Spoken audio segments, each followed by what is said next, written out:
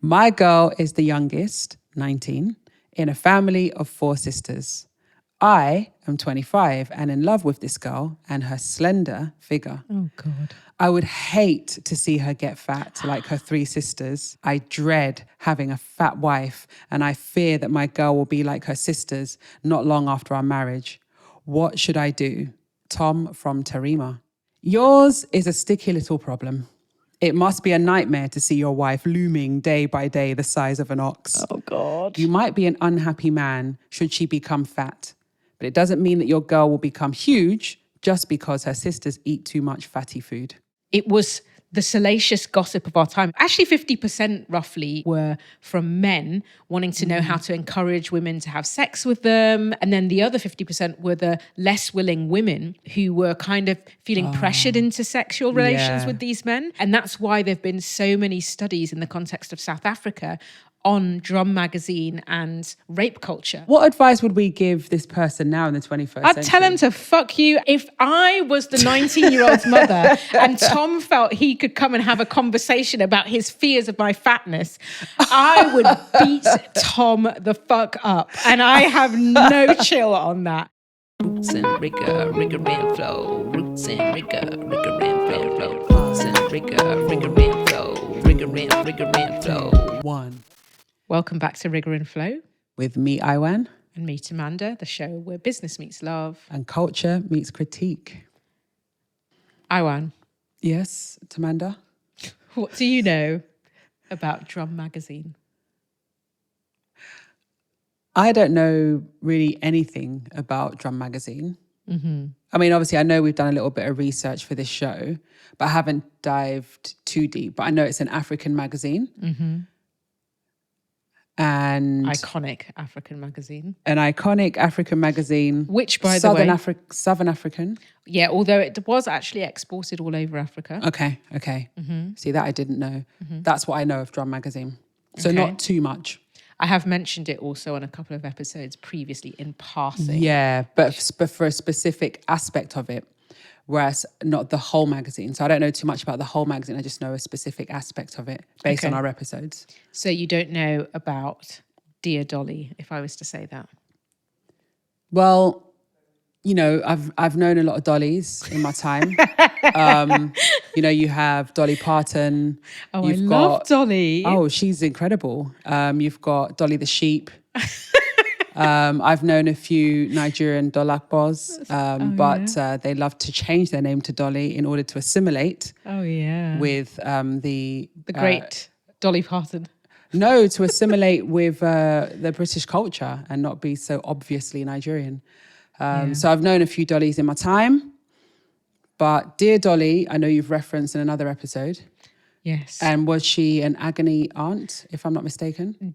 Dear Dolly was not just an agony aunt, she was the agony aunt of Africa. Okay. Certainly of Southern Africa when I was growing up, as far as I'm concerned. So I'm going to tell you a little bit about... Oh, the laptop's opening. The laptop is coming open because Dear Dolly is so iconic that I cannot come without the proper research, because I've really enjoyed looking into Dear Dolly for this episode, because if there's one thing I've noticed, Drum Magazine in particular, but this advice column has come up a ton in my episodes, and I just didn't realize it's a recurring theme for sure. It is, right? Like, I just didn't realize how much this and other of my mother's magazines totally shaped my perspective and how much I absorbed from it. And also that this is a thing that has been studied by academics. Yeah, it's really been studied with respect to, for example, how the Dear Dolly advice column literally shaped a generation and their attitudes to relationships, and to all, like, to patriarchy, to values in the culture, etc. So let me give you like the backdrop to what it was first. So if you've not listened, or if you've never heard of Drum Magazine, you need to know this. The magazine, as I said already, it was iconic. It had all this stuff around African values and traditions. And this advice column was actually set up by the magazine's male employees. later, there was actually a woman who responded to the letters that came into the agony-aunt column, but it was actually set up by the men for a majority women audience who were consuming it. Although men did like it because the column had this kind of quite...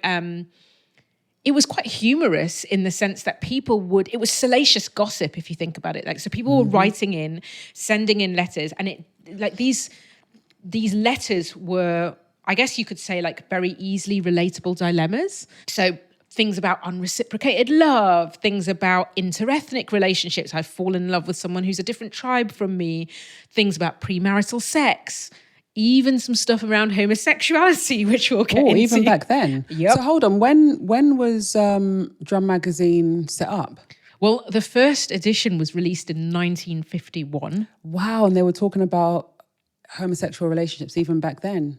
Babe, these relationships have been around for ages. So I guess we've always needed ways to answer that. Yeah. And it but had a big circulation. Do you know the reason why I'm saying that? Because that's pre-independence, full stop, in Africa. Do you know what I mean? Mm-hmm. Because obviously Ghana was the first in 1957. Yeah. And so you're under colonial rule, and that very Victorian colonial rule. Yeah. So it's quite interesting that they would be talking about that at a time where definitely, that would not have been seen as the right thing to talk about.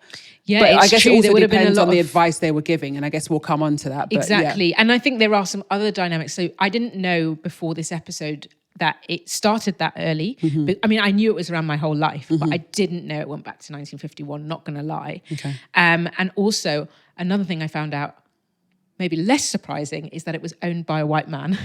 Oh, interesting. Even though the readership and the audience were black. Wow. And yeah, the circulation, I believe, was like 250,000 in the early It's editions. $250,000 Yeah. in those early days. Yeah. So a month as well. A month is ridiculous. I mean, in short, it was the salacious gossip of our time. If you think pre-social media, people would wait for these columns. And I remember when my mum would leave the house, if I could get hold of her Drum magazine, or even the other magazines she read, which were like often white women's magazines, I've referred to them before in previous episodes, I would dive straight to it was the most salacious bits, because for me, that's what I was going to read, usually about sex. Yeah. And it was this subject that was taboo, right?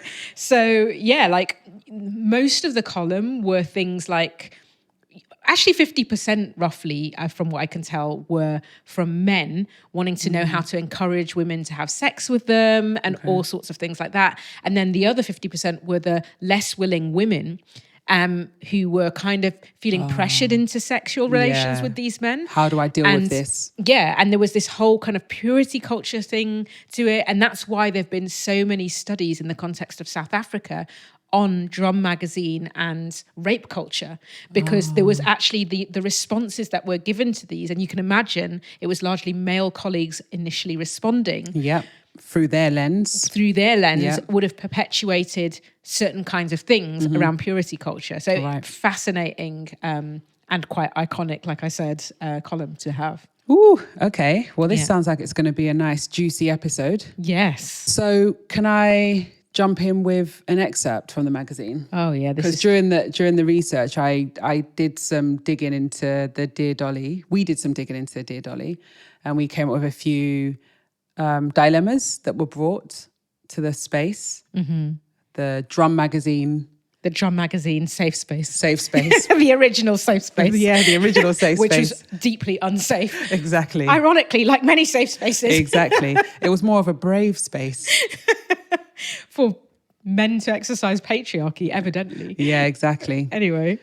So, should I jump into... I think we should go through a few of the dilemmas, because I want people to have a feel, and I want the nostalgia of remembering what this column was like. Yeah. All right, so let's do it. So this is the person asking the question. So questioner. My girl is the youngest, 19, in a family of 4 sisters. I am 25 and in love with this girl and her slender figure. Oh, God. I would hate to see her get fat like her 3 sisters, who were as slender as she is now when they were her age. I dread having a fat wife, and I fear that my girl will be like her sisters not long after our marriage. What should I do? Tom. from Tarima. Tom from Tarima. I mean, Before we even get into the Tom answer. from Tarima, maybe back then that was acceptable. You know what's interesting? We're watching a program called The Biggest Loser. The Biggest Loser. And that came out, I think, in the 90s and early 2000s. Yep. And it's very interesting how the dialogue around body and weight has really changed, because even that just felt so abusive. It was awful. It was awful. And the messaging around people's bodies and what weight is acceptable, and, you know, the fact that if you are a certain size, then you're automatically not attractive and absolutely have to lose that weight in the most brutal way possible. And fatness, as it was called then, being a form of entertainment. Yeah. It was like really quite harrowing to watch, and it kind of shows how far we've come since then. This is even further back, I think. It's brutal. I would say, And yeah. I don't know if you remember, but when we did our episode on African and European conceptions of beauty, I think I said something at the time, which was that in my mum's European magazines, it was all slim women, and the beauty standard was slim women. And I think I said that in my mum's African magazines, like Drum, I didn't remember how they spoke about weight, but I would be surprised if the same beauty ideal existed. And this is kind of showing that, oh no, even in this African magazine, this desire for slimness was present. I don't remember it, but I mean, this is a very fascinating thing to me. Yeah, no, I get you. I think for me, this is a little different in the sense this is someone sort of writing in with their dilemma and their preference.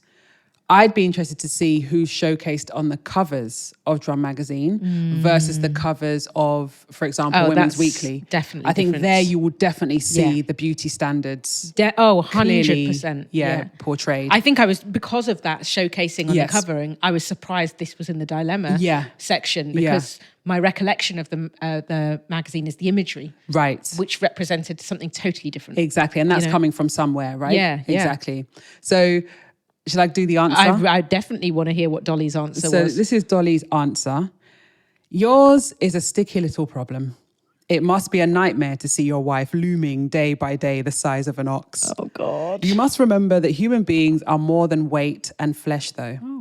If you love the person in your wife, the human being in there, you will continue to love her regardless of how substantial she becomes physically. Oh, God. But if it is only her figure that excites you, you might be an unhappy man should she become fat.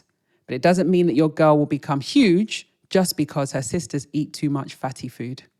Oh, God. It's like both, there's a side to it that's like really beautiful, i.e., you know, human beings are more than their bodies, and that it's about love, and that you'll love her regardless if you actually love her and you're not just lustful. Yeah. And there's a whole other side with the actual language that's used that makes me cringe a little inside. So bad, like, eat too much fatty food as if that's the only like explanation for anything. Exactly. And just it's like, I wonder, we're saying Dolly sat there and applied it, but it was, let's face it, it was Derek and I don't know what other. Oh my God, we need to talk about that. That's the funny thing, is that it's like a bunch of men that are replying to another man. Which I have to say, to think that it was men replying to this young man, I think that's a very enlightened response. The bar is in the pit of hell. No, the bar. Think about it. The bar is in the pit of hell. No, you're right. You're not wrong. But do you know what I mean, though? But remember, you've got to remember the other dynamic. They're not responding as men. They're responding as they think a woman would respond. Okay. Do you see what I'm saying? They are embodying a woman and her response to this thing. Yeah. And I'm not saying women wouldn't body shame other women and hold the same attitudes. I have been body shamed by women. We've talked about that too, right? But it's just like, what was the conversation when those dudes were sitting around at the table, crafting their response to this thing? Like, I'd really, really love to know. Yeah. I wonder if they put on the voice of a woman as they were trying to really figure it out. Nothing would surprise me. I know. Nothing. What advice would we give this person now in the 21st century? I'd tell him to fuck you, and actually I'd say hashtag men are trash. This is South Africa after all. From whence that phrase emanated. Arrived.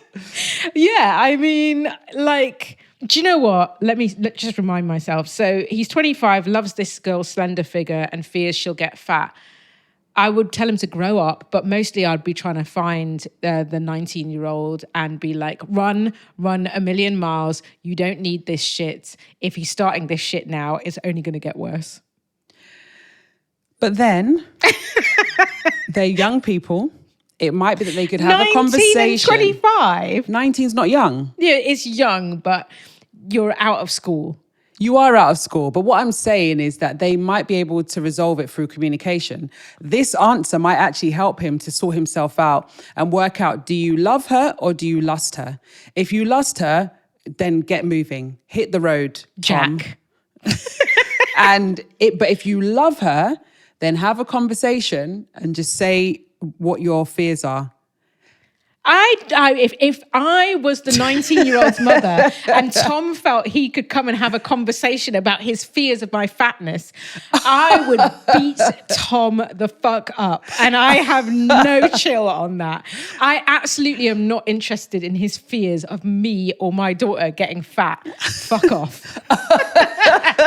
And that is that, Tom from Tarima, who's probably now 80. I mean, is Tom still... Maybe Tom himself is fat. And let's get into that. Yeah, because let's face it, all this body, is she going to get fat? That man is sitting there with a beer in his hands. Belly. Eating the food he expected his 19-year-old nameless wife, I should say, to bring him.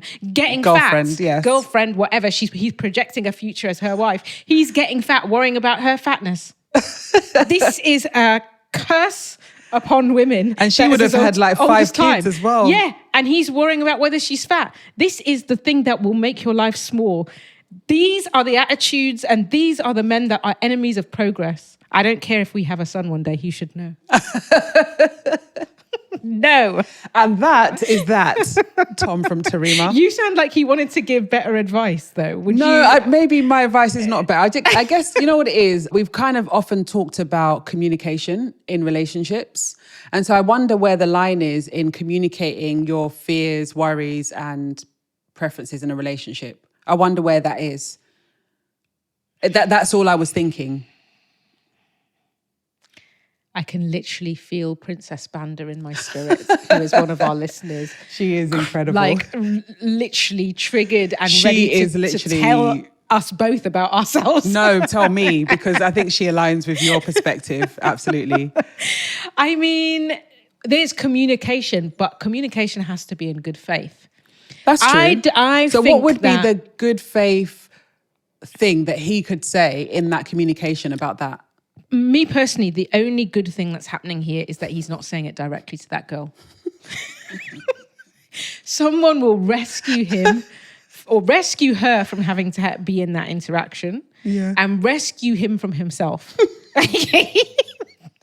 I'm telling you now, that is the only good thing. Because, you know... Why? You know, these are one of the things, you can have your preference, but nobody needs to be, either choose your preference or keep it moving. You're afraid they're going to gain weight. We're all going to get... No, but he did pick You're going to get ugly. You're going to get ugly. You probably already are ugly and overweight. But you're sitting, undoing and unpacking every bit about her slender figure, and you're looking at her sisters. What business do you have looking at her sisters? No, but he has done his preference because he picked her while she's slender. Babe, I can't. I actually can't. So do you... Okay, I almost don't want to ask this question because I don't want to know the answer. What? I was going to ask, do you think... Is this a fear you would have? Like, you would be in a relationship and I would become morbidly overweight or something, and then you wouldn't have been able to have the conversation with me? No.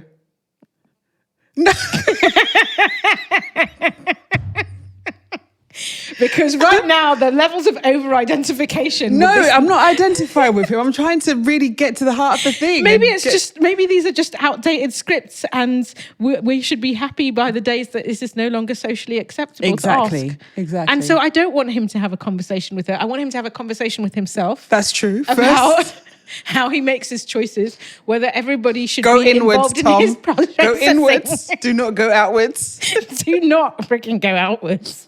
And definitely don't go outwards in front of that 19-year-old girl I and know, 'cause ruin it her could be confidence. crushing. I have been there. I've been with partners Yeah, who've said that's stuff true. like this. No, it's true. And you spend your whole time thinking, am I not good enough? Or am I, what? No way. No way. No. There we go. If you want a couple of queer agony aunts, And you fancy sticking around? yes, then please make sure you follow the podcast. Share it with your friends who might need some advice or support. And make sure you rate and review, because that helps us to be seen by more people looking for advice and support. And we thank you so much for subscribing and supporting the show. Thanks. Back to the episode. So we've got into the mess of some of the dilemmas that were happening in that era. Yes.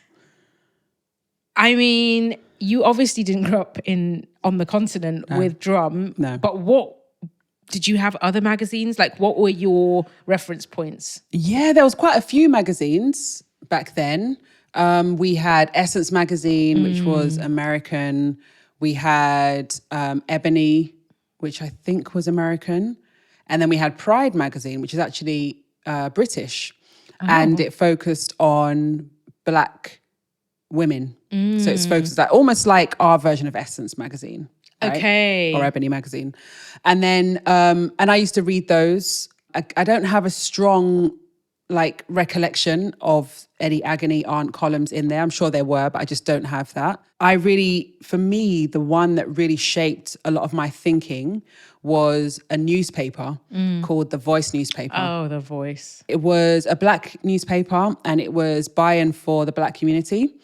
And I remember when we moved to Leeds, when I was in my teen years, I would get my local shop to order the newspaper in every week. Yeah. And then I'd go with my little bit of pocket money from my paper round and pay for The Voice magazine. Sorry, for The Voice newspaper. That's how important it was to me. Yeah. That I would put aside a portion of my very limited money to buy this newspaper. Yeah. And I would read it cover to cover. I loved The Voice newspaper. It kept me informed on what was going on in the Black community. It kept me informed on issues in the wider, so the political landscape, but from a Black perspective. Yeah. Because you've obviously got the Daily Mirror, you've got the Sun, you've got all these papers, but it's through a white lens. Yeah. Whereas this was specifically through a Black lens. So it meant that if something was going on in the wider ecosystem, I could come to The Voice and get an understanding from the Black perspective. Yeah. How does it affect us? Yeah. How do we relate to this thing? What's not being told or said? So it was really, really important for my formative political understandings.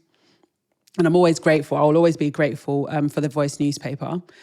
In it, there weren't really, I don't remember an agony aunt column, but I do remember opinion pieces and articles written by certain people.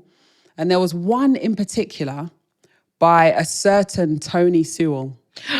The Tony Sewell. The Tony who Sewell chaired the back then. commission- Oh, Yeah. wow. So back then he was sort of up and coming. Okay. And there was him and this other guy who had dreads. And I want to say his name began with D. I don't know if it was Dolapo or something, but he had a Nigerian name. And they would write pieces in there. And at the time, I didn't realize how much those pieces affected me, because they would sometimes talk about relations between Black women and Black men. Right. And they often came down really hard on Black women, often blaming them for things. You talk too much, you're too difficult, white women do this and that's why they get the Black men. Or they'd go the other way, you're trying to be too European, why have you got the weave in your hair, trying to be like white women, but then also telling us we're not like white women at the same time. At the same time. So it always felt really confusing, and it would cause a sense of almost like what's that Tension, word? dissonance? Like a tension and a discomfort inside me, because it's like you're damned if you do and you're damned if you don't, and you can't win. And actually, when I look back on it, what it was it just felt like they just didn't like Black women. Yeah. And actually, when I fast forward to what Tony Sewell specifically has become, because he was the guy who did the report for the Conservatives that said that there's no longer any racism in There's the no UK. such thing as systemic racism. There's no such thing. We've all sexed it up, and Yeah. we're a new generation being hyperbolic about the thing. And he signed that off. Yeah. So that is the guy who was writing those pieces back then. So those pieces were underpinned by this person who categorically, for me anyway, I don't think he supported black women or even really largely the black community. Yeah, I very don't want to speak out of turn assimilationist. trying to get like sued or anything, I'm very- but that was the feeling that I got Yeah, as I joined the dots. Yeah. I mean, I can understand that. Like, having a lot of time for Tony Sewell's report on Yeah. how he sees race and racism in the UK, but Yep. I think many black people feel that way. I think it was quite a moment to really essentially be the face of gaslighting, mass gaslighting. That's what it of felt black like. people It was in- such a slap to the face. That really cut to the heart, I think, of the black community. It felt like a betrayal. Yeah. It felt like he was selling out his people to curry favor with the white elites. Yeah. And I have no time for that. Yeah. Because there is systemic racism and we see it all the time. You only have to look at my industry alone to Yeah. see the systemic racism. We've got loads of data. There's so much, you know. Yeah. I never imagined him, writing in The Voice, Yeah. and let alone writing opinion pieces. Because of how he presents himself now, The Voice is still going. Absolutely. I would never even imagine him aligning himself with that based on his politics. Yeah. That's what's surprising me. It's so interesting. So Tony Sewell, Yeah. the Tony Sewell, the infamous Tony Sewell, should I say, he wrote a social commentary column for The Voice, and it was called Live and Kicking, and it ran through the 80s and 90s. And so me, as a teenager in the 90s, I would read his column. As an example of something that he wrote in his column, we heteros are sick and tired of tortured queens playing hide and seek around their closets. Homosexuals are the greatest queer bashers around. No other group of people are so preoccupied with making their own sexuality look dirty. Oh, God. That's Whoa. just an example. I shouldn't be shocked because it's Tony Sewell after all, but wow. Yeah, exactly. Wow. So then seeing him do the report as an example, you can sort of join the dots Oh, backwards and go, definitely. well, this guy has always been, a very Conservative and bigoted. conservative, bigoted. He apologized and said that it was wrong and offensive. And I don't know what that is worth, that apology, but at least he has apologized. He did apologize at the time for that. But yeah, let's... Well, I'm very curious. So that's super interesting. So homosexuality, it turns out, quite apart from like black women being bashed, homosexuality was actually tackled in the Voice newspaper. Yeah. And do you remember like other things that were said in relation to that? No, I don't, because you've got to remember that at that time, I wasn't necessarily looking for LGBTQ plus representation because I wasn't out myself. I was very young. I had inklings, but it wasn't like I was seeking for that representation. I think I was seeking more for black representation. Right. As black opposed womanhood. to exactly, specifically. hence reading Ebony, Essence, Pride, and the Voice newspaper. Got it. Yeah. That makes so much sense. And I think that relates so much to how I was diving into Drum magazine for examples of black womanhood. Like I also have vague memories of homosexuality being tackled, but they really were quite vague. It was really interesting doing the research because I actually came across quite a few depictions of homosexual relationships in Drum magazine. Do share. I would definitely like to share if that's okay. Yeah. So here's one. And this was a dilemma written by Susie, who is an 18-year-old woman, actually from Ibadan in Nigeria. And she was relating to like her feelings for another woman. And she So said... people were writing in from across the continent. Really were. Yeah, apparently they had offices in Nigeria, Oh, you know. wow, And I okay. think also in Kenya. Okay. They eventually closed, but yeah, it was a big deal, this magazine. Anyway, this is what she wrote in January 1965. Wow. Okay. She says, I am a girl of 18 and madly in love with another girl. I am so fond of this girl that I have no interest in boys. My day is never complete until I have seen and played sex with this girl. Susie. Susie. Dolly, I am becoming very worried about this. How can I divert my love from her to boys? Oh, God, Susie, if only you were born, what is it, 60 years later? Yeah. It's actually quite sad, isn't it? It That is. wrestling is like a familiar thing that we can relate to now, but we don't have to wrestle. So Yeah. we do have to wrestle. It depends who you are and where you come from, but Yeah. there are examples of it out there. Exactly. Anyway, do you want to hear the editor's reply? Yeah, I do. I'm kind of holding my breath a little bit. What are you expecting? Thinly veiled homophobia. Okay, well, Repent. let's see how thinly veiled it is. It Okay. said, it said, your use of the word love in describing this relationship with this girl frightens me. Because it suggests that you have, wait for it, lesbian tendencies. Oh, God, not lesbian tendencies. Well, this is a most disastrous thing to happen. You need to see a psychiatrist and immediately. What? Right. Not the pathologizing of Yeah. her budding. Blooming sexuality. Yeah. Yeah. I mean, it's what I found so shocking about it That's was sad. how are you going to call it lesbian tendencies when she's saying she's having sexual relationships and she's in love? Like, that's Yeah. not tendencies. No, At that that's point, that's full-blown. who you are. Yeah. Right? There's no tendencies there. I wish you'd read them in those. There are no. I can't read them like that. It was a bunch of white guys That's that wrote this, and true. a few African guys as well. Yeah. Anyway, the point is, like, she's lesbian, right? And you're basically telling her you need a psychiatrist. Yeah, which is so interesting because when I think back to that period of human history, like kind of globally, really, if a woman displayed any behavior that didn't fit a very patriarchal script of what femininity and womanhood was, she was immediately pathologized and put into, or recommended to be put into psychiatric institutions. If she displayed any sort of frustration or anger or resistance to the bondage that she was often under, then it was like, you're hysterical. Yeah. And hysteria, straight away the man can get her bundled up into an asylum somewhere Yep. and move on with his life. Yeah. And he could do that to her. She Yeah. couldn't do that to him because the power really resided in the hands of the man.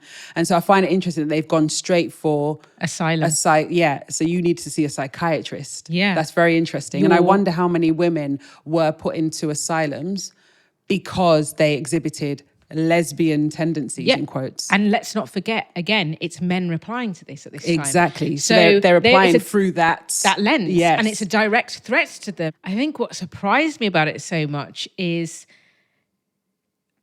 often when you hear about same-sex relations amongst women, people are like, oh, but it's close to friendship. It's not real. There's not real sex happening because That's true. suddenly this conception people have of penetrative sex and whatever, it's just friends. You're just doing silly things that young girls do at that Yes. age. You'll grow out of it. Yes. So I expected a much more paternalistic, even patronizing response that would be like, you'll grow out of this thing. Yes. But for me, what shocked me was that the word love produced such a strong response to the point where they say it frightens me. Yeah. That really, I wasn't expecting that. Because if two women love each other, then there is no room for a man. That's true. And men consider themselves to be at the center of everything. And if they're not centered, it's terrifying. It's a bit like whiteness. You're speaking words here. So really what we saw there is the projection of those men. Exactly. So it into the frightens me that situation. you're mad. Yes. It's I'm like, frightened. It's making me feel mad that Exactly. you might take something that should be for me. exactly. Or take my place. I think about a recent thing that happened in the world of theatre where there was a play and it was a play about blackness and a black situation. And they wanted to do a blackout night where only black people attended in order for them to have a safe space in which to watch the play and have dialogue about the issues that were brought up by that play. And the white people then just got into a complete fury over it. And it caused a massive debate. This is racism. How can they just meet together? Because it terrifies them that we can do our own thing and we don't need them. And we will have this space in which to do our own thing together and discuss the things that ail us as a community. Yeah. That, for me, is the same thing. And just to be able to enjoy those things as a community. Exactly. And I think that's such a good comparison because for many of those people who reacted to that theatre proposition, they had never realised that, that the theatre is largely a very white-dominated space. That's and what a very we are middle being class asked to go into every time. So every time we go in there, it's really quite intense. I mean, I remember I used to work at the Young Vic doing sound, and when you just look at the demographic of people, and the Young Vic is actually quite progressive. Yeah. Do you know what I mean? Absolutely. You're not the talking about an opera house or but even the old Vic or is more like white and middle class and upper middle class, right? But even then, just the kind of people that would come in and their sort of entitled attitudes towards things, their sort of just the way they move through the space, and it's an environment that isn't inviting to Black people. So in order to invite Black people, to invite working class people, you have to make it safe for them to be there. So having a night where only they are present means that they're in a safe space automatically. But trying to get them to understand that is just something else. Yeah. So it's the unexpected comparison for this segment that I was. I didn't expect that either. No, but I see the point you're making, and I agree with that. It can be deeply threatening to have two women in this case who have no need of censoring you or need to make their life in reference to you to explain their desire. Yes. For example. Yeah. Right. On the flip side, it could be frightening to them because they know how society will react to them and the potential harm that could come to them by leaning into and engaging in these lesbian tendencies. So there could also be that as well. As in a protectiveness. Yes, it could be that. Because also men feel very protective towards women. Okay. And this is a very young woman. Like how old is she? 18? I think she's 18. She's 18, so she's young. Okay. She's at the beginning of her life. Her future's bright. If you get involved in this, I know that the society's not going to react very well and you could actually be in harm's way. So it could also be protective. That is very interesting because when I said I expected a paternalistic response, what I expected was, oh, silly girl, you'll grow out of it. Right. But actually, paternalism can be protective. Exactly. I must protect you, even though she doesn't require your protection. She's not going to die because she's lesbian. Precisely. She might actually be very happy. She might be. But I'm thinking, what is it, 1965? Yeah. In 5 years after independence in Nigeria? Who knows? Yeah. And colonial wars are strong at that time still. Yeah. So I don't imagine that you would have been very safe as an outwardly lesbian person at a time like that. That's true. So I wonder if that's also there. I'm just trying to see difference. I wish we could go back and ask them, the people who wrote this. I know. And I wonder where Susie is now, because 18, she might be in her late 70s, 80s. Yeah. Wow. Yeah. Yeah. Okay. Well, 80s. She'd be in her 80s if she's still she'd alive. be I in wonder her if she's 80s. got a little bit on the side. You never know. Susie might be living large. Listen. She might have had multiple relationships of all kinds. Exactly. I hope she did get to be her true self some way. I do. I really do. Yeah. Okay, so I want to contrast this example of Susie with another dilemma around homosexuality that I came across as well at the same time.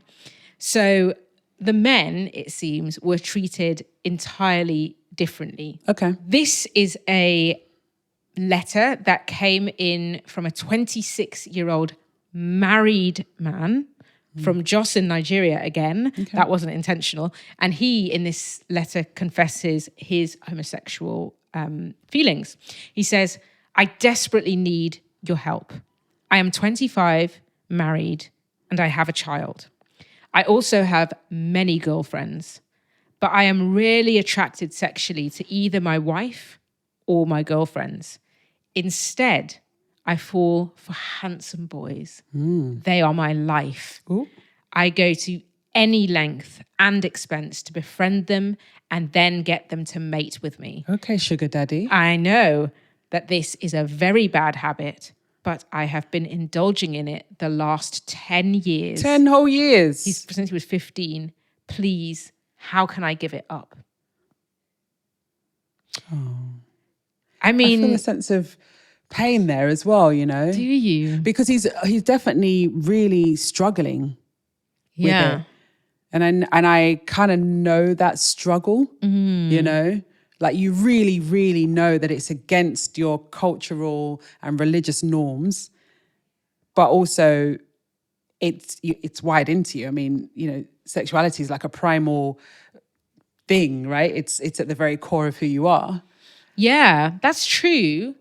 I also am like, well, he has a longing for boys. Does that mean he's actually gay or is he bi?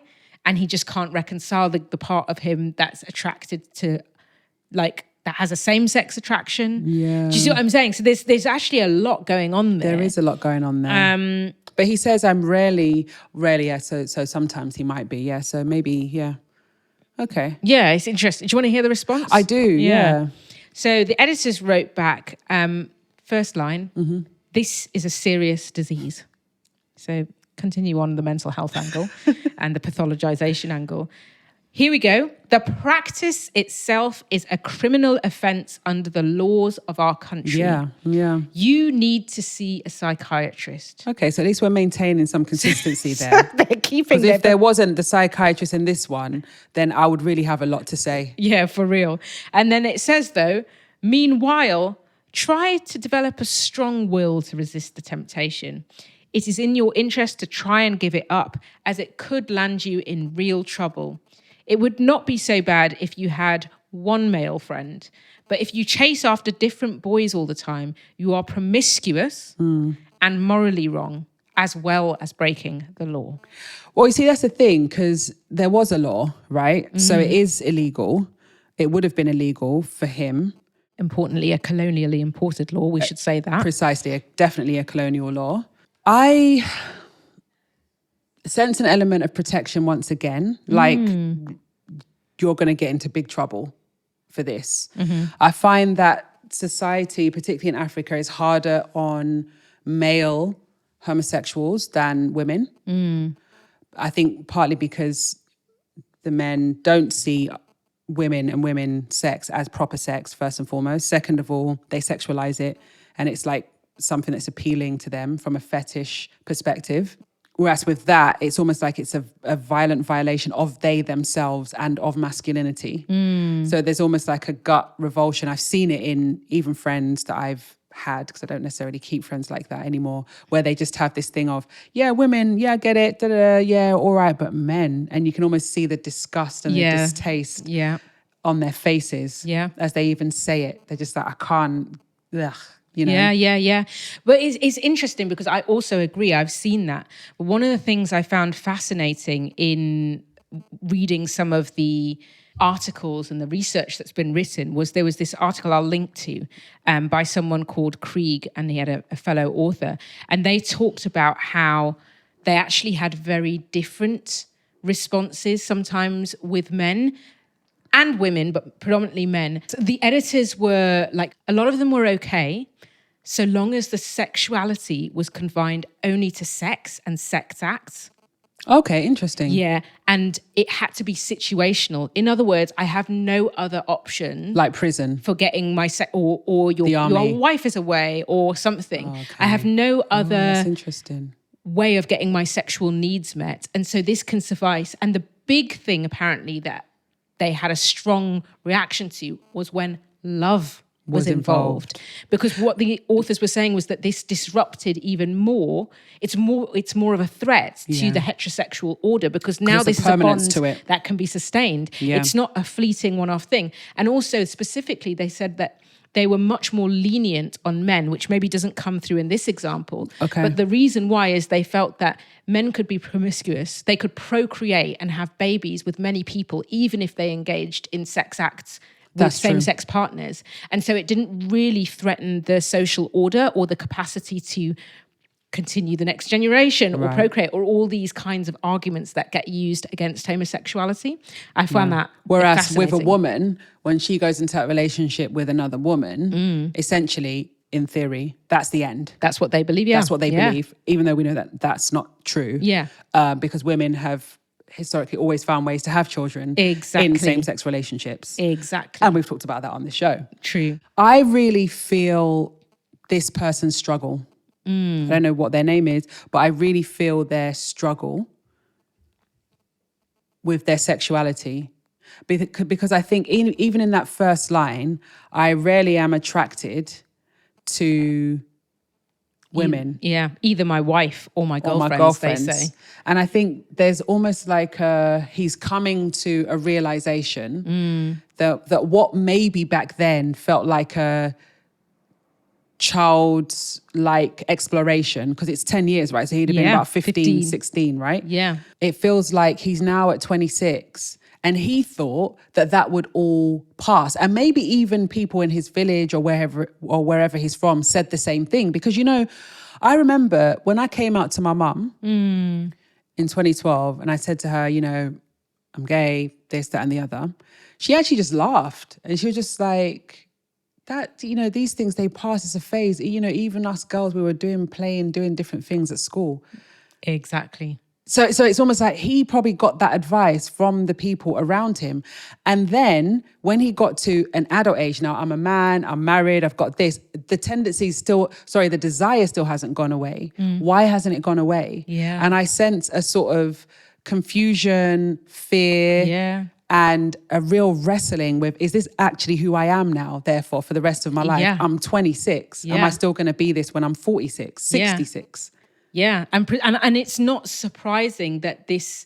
I was really struggling to name this because I think I have to be so careful with how I say it. But one part of me wanted to describe his many sexual relations with women and men as almost hypersexual. And then I was like, that's so colonial. Yeah. Like people always have had sex and there's nothing wrong with it. It's almost pathologizing. But I think sometimes when you're trying to figure stuff out, you figure it out through your body. Yes, absolutely. And you're trying to figure out, where is my desire? Who do I like? I'm not excusing any chaos he may have caused to his wife or whatever, but like that is often what happens, right? So it's like... And that's what's led him here. Yeah. Because now he's done all of that and he's finding that the ratio of his attraction is really tipping towards the male side of things. And now he's reaching out in almost a type of desperation to try and understand what's going on and whether it will change at some point. I have to say that it's really interesting that when these questions were being asked at this particular moment in history, I would have expected very, very deeply conservative, almost violent responses. And actually what I'm seeing is actually quite measured for the time. I think the responses, are quite measured. It could have been a lot worse. Okay. I do get what you're saying. Yeah, because, obviously telling people that they need to go for psychiatric help is bad. But I also think it depends on the lens through which you're reading the responses. I do get what your point you're making about time. Yes. But I also think that it's so close to stuff you've experienced now that it looks different from where you're standing compared to where I stand. Okay, go on. Because the responses they gave are quite similar to responses you've experienced in your lifetime way later. Whereas they're quite far from a lot of things I grew up around in a less fun... So for me, they feel very violent. Whereas to you, I think they probably feel quite... normal. Tame. I guess they're like, that's how it is now. Do you know what I mean? A little bit? Without the psychiatric thing. Yeah. Minus the psychiatric thing. That's just, but that's a really interesting observation. Yeah. Actually, I have to say. Because to me, they feel really violent. Yeah. What that's so interesting, because then me, that means that I have had to tolerate and accept and normalize a lot of violence is essentially what that's saying. That part, make sure you remember that and listen to that. You have. Yeah. And so, and because it's normalized to you, your bigger thing has been unpacking how it's affected you, not the shock that it exists. Yeah. Whereas for me, I've seen more insidious, subtle versions of that thinking, not quite as virulent or violent. So I experience it as like, whoa. This is a lot. You know what I mean? Yeah. Like that makes it's sense. very much of the time. Right. And so then it's like, I think the thing that I wanted to ask is these editors, because you said that they weren't actually Black women, particularly in the beginning, right? Yeah. It's only in the 80s, I believe, that it became a Black woman from what I remember. Okay. So who were these men then? What was their... That's the thing I'm curious about, is like what kind of men were creating these responses? Well, again, in one of the articles that I read, these men, they were, first of all, not one. There was a whole collection of them who'd often talk about how to respond to these dilemmas together. And they put numerous people, it sounds like, in charge. And to begin with, they had I believe he was a white missionary, and his responses to the dilemmas were too stern. So they decided that after the first few. Yeah, I guess he was they like, realized, repent and turn away, flee from fornication and homosexuality. and even just sex out of wedlock. And, Yeah. and he probably said, yes, you should tell your wife to stay thin to the first person. Yes. I don't know what it was, but Gluttony is a sin. yeah, there we go. I can imagine you can him imagine saying that. Right. Oh God, that makes me feel very Gross. horrible. Yeah, exactly. Yeah. So apparently they cycled through different men in charge, and I guess they're doing a magazine kind of for entertainment. Yes. So a stern missionary That's not entertaining. doesn't fit the bill. No. So he apparently was followed by a black man who was too frivolous and really didn't find these things that salacious, that notable, was a bit flippant apparently in the responses. Yeah, but even frivolous is giving paternalistic. Because the other guys were probably majority white, right? No. Apparently, I think it was only one white person, and then the rest of them were mostly African men. Oh, okay. So they who were all part found of him frivolous. I believe so. I believe that, like, it I might want have to been hear what white-owned, his responses but were. I think they could have been quite entertaining, actually. I wish we could go back and I find know, them. and I want to know what his name was. Yeah, I mean, this article I read doesn't give all the detail of what they responded. They just kind of characterized broadly their challenge with replying to these dilemmas, Right. and knowing that the readership loved them and would go around and collect their magazines and take them, like men would go around to the men they were drinking with and read out the agony-aunt column. Okay, yeah, so yeah, they were yeah. obviously responding to these different readers. Yeah. And then apparently there was another white man, so there was another one who came over too patronizing. Surprise, surprise. He may have lasted a bit longer. I wonder if a few of those responses are from him. Maybe. You know. But I did find that like absolutely fascinating. And I wonder what it was that eventually led them to hire a black woman, like, and to want to move that labor, which is emotional labor after all, it is towards a woman. The women do very well. Yeah, it was So then fascinating. who did they bring on to become the agony-aunt? And you know what, there's a deeper question. Well, I don't think it's deep actually at all, but I often wonder, what does it take to be a good agony-aunt? Because obviously they've gone through the missionary too stern, the black guy too frivolous, and the other guy who's Too patronizing? too patronizing. So as an agony-aunt, you actually have to kind of balance a lot of You need to things. do attunement, Yeah, holding, yeah. good auntie boundaried vibes, Yeah. a bit firm, of humour, firm when you need to be firmness. firm, humour. A bit of lightheartedness, because you've got to remember people are reading this for entertainment. Yes. So you've also got to be a bit push, Yeah. just and you've also play got with to the be line. aware of society as well and what's considered proper. and the norm and stuff like that, and what's not politically correct and so on and so forth. I think it's actually a great skill to be an agony-aunt, actually. It takes more skill than I realised, Yeah. I have to say. It's true. But yeah, so who did they bring on board? I actually honestly don't know who the first one was, but what I do know is the one I was familiar with, which is Pearl Ramotsamai. She sadly passed away last year. Oh. Yeah, she was quite young as well, 54, but she was the most recent one because Drum Magazine is still going. And I think she's one of the most iconic, right? Yeah, I think so. Yeah. But I'd have to do a bit more digging to find the whole trajectory after those that collection of men through the different agony aunts. Do you know what would be a really interesting study is how the advice shifted over the years, and particularly at the point where a black woman took over. Yeah. I'd love to compare that period with the preceding period. Definitely. You know, that would I think that'd be be super interesting. Yeah, absolutely. Yeah. You know what's so interesting with these dilemmas? I find that we have the same thing in the 21st century. It's just expressed slightly differently. I think about, shows like The Receipts, Oh, yeah. Uncut podcast, and one of the shows that we produced, which is Growing Up with gal-dem for gal-dem magazine. You've got people talking about actual dilemmas that people are having right now and then responding to them, but through the medium of a podcast. Yes. As opposed to a written article, because we know print is pretty much dead. Yeah. Print magazines and print papers. A lot of it has moved into the digital age. It's true. And what I found in the digital age is that a lot of the agony-aunt columns have disappeared from the digital page, but they have reappeared in podcasting. You're 100% right, because thinking back to it, you know, the Receipts podcast, one of my favorite bits of that podcast used to be listening to the dilemmas, which is, I've never thought about it, but it's a continuation of this. That legacy. And in fact, we're going to watch them. This will be coming out. We're going to watch them next month. I can't. For I my hope birthday. I really Can't hope wait. that they do some dilemmas. I hope because I so. love a dilemma. Oh, yeah. And I love the responses to them as well. Yeah. But yeah, I think. I wonder what their responses to these dilemmas will look like in 10, 20 and 30 years forward, like when the next generation is studying the podcast dilemmas. Yeah, and they'll be saying probably the same things that we say, and like they'll probably be like, oh my God, I'm cringing they said that. that they said that to these They people. were couples back then. Right now, we're all thruples and quintuples because it's the only way we can afford to live, guys. Exactly. Oh dear. But yeah, so I think that was good. I really enjoyed that. Yeah, it was. Trip down memory lane. A trip down memory lane, yes. If you enjoyed this trip down memory lane, please make sure you leave us a comment, and also that you like, and of course that you subscribe. And if you're listening to us on audio, please don't forget to leave us a review. We love those 5 stars and they go far. I love it.